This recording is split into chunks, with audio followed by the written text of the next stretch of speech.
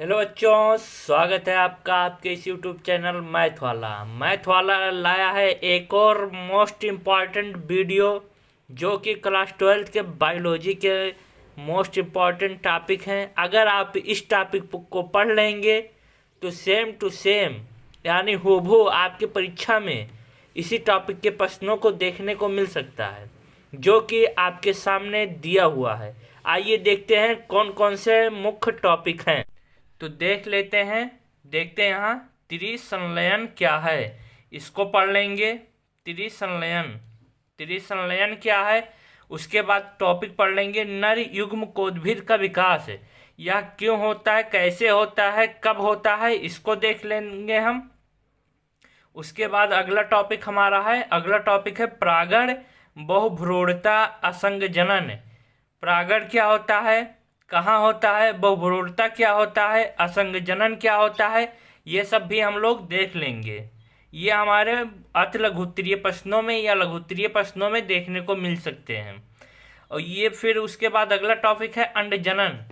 अंडजनन फिर उसके बाद आता है मनुष्य के नर जनन तथा मादा जनन तंत्र। ये मोस्ट इम्पॉर्टेंट टॉपिक है। मोस्ट इम्पॉर्टेंट टॉपिक है मतलब ये आपके विस्तृत उत्तरीय प्रश्न यानी 7 नंबर के क्वेश्चन यहाँ से देखने को मिल सकते हैं मनुष्य के नर जनन तंत्र तथा मादा जनन तंत्र से। अब चलते हैं हम लोग मोस्ट इम्पॉर्टेंट टॉपिक जनसंख्या वृद्धि नियंत्रण। क्या है जनसंख्या वृद्धि नियंत्रण, इस पे आप लोग वेरी इंपॉर्टेंट लगा लीजिए। क्या है वेरी इंपॉर्टेंट, ये आपको लघुत्तरीय प्रश्नों में देखने को मिलेगा जनसंख्या वृद्धि नियंत्रण। कृपया इसको आप लोग तैयार करके जाइएगा, अन्यथा पछताना पड़ जाएगा। उसके बाद देख लेते हैं हम लोग टर्नर सिंड्रोम क्या होता है। टर्नर सिंड्रोम के बारे में जानकारी ले लेंगे। उसके बाद वंशागत क्या होता है, टर्नर सिंड्रोम के बाद वंशागत क्या होता है उसको देख लेंगे हम लोग। ये सब मोस्ट इम्पॉर्टेंट टॉपिक हैं जो आपको परीक्षा में हूबहू देखने को मिलेंगे। कृपया आप लोग इसे तैयार करके जाइएगा। फिर उसके बाद देख लेंगे मानव में लिंग निर्धारण कैसे होता है। क्या है मानव में लिंग निर्धारण कैसे होता है, ये भी हम लोग पढ़ लेंगे। उसके बाद देखेंगे हम अगला पॉइंट कौन सा है, अगला टॉपिक डीएनए क्या होता है। डीएनए में हमारा बी डीएनए क्या है, डी डीएनए क्या है, आरएनए क्या होता है, कैसे होता है, एमआरएनए क्या होता है, टीआरएनए क्या होता है और बीडीएनए क्या होता है। इन सब टॉपिकों को हम अच्छी तरीके से पढ़ लेंगे। यह हमारे अति लघुत्तरीय लघुत्तरीय और बहुविकल्पीय प्रश्नों में भी देखने को मिलेगा। उसके बाद आएंगे नेक्स्ट टॉपिक हमारा है इंटरफेरॉन क्या होता है। इंटरफेरॉन क्या होता है, मेस्टोसिस क्या होता है, इंटरफेरॉन क्या होता है, मेस्टोसिस क्या होता है, इन सबको भी देख लेंगे। उसके बाद मोस्ट इम्पॉर्टेंट टॉपिक आ गया हमारा विषाणु जनित रोग।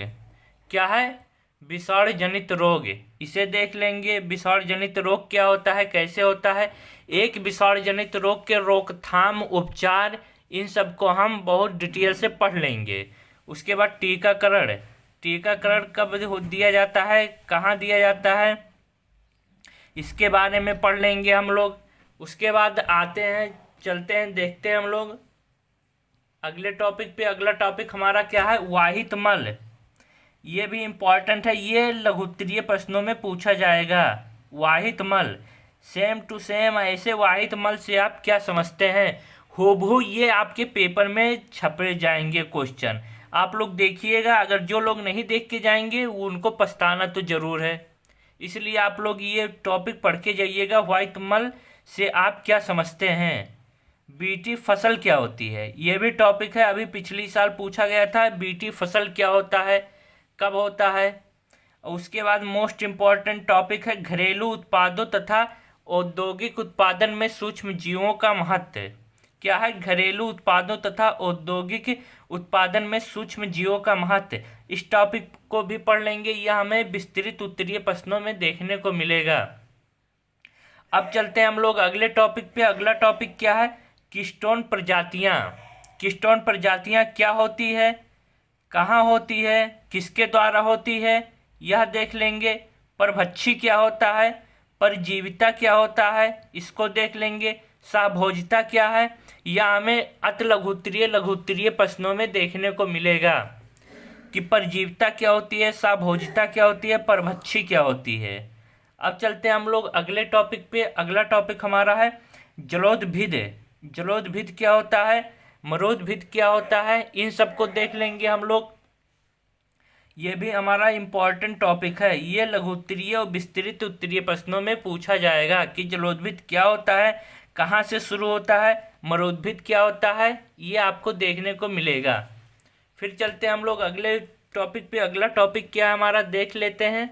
अगला टॉपिक है सह विलुप्तता।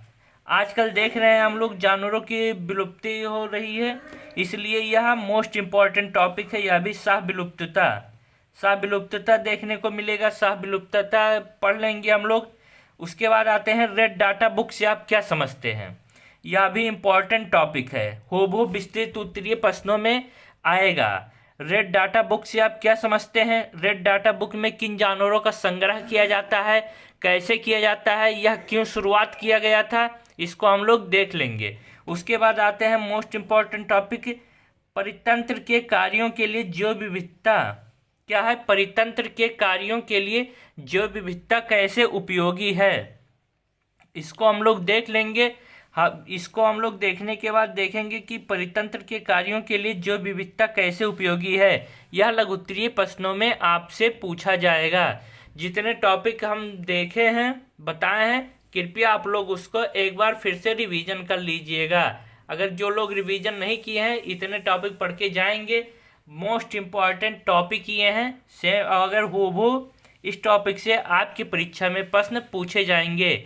जो बच्चे अभी भी कुछ भी बायोलॉजी में नहीं पढ़े हैं, इन टॉपिकों को अच्छी तरीके से पढ़ लेंगे। 70 में से 65 नंबर कहीं नहीं जाएगा उनका। जो लोग इस चैनल पर नए हैं, लाइक और सब्सक्राइब नहीं किए हैं, कृपया चैनल को लाइक और सब्सक्राइब करके बेल आइकन का बटन दबा दें, जिससे कि हम इन टॉपिकों को विस्तार रूप से पढ़ाएंगे, उसका वीडियो डालेंगे तो आप तक जल्द से जल्द पहुंच जाएगा और आप लोग उसको देख लीजिएगा। धन्यवाद।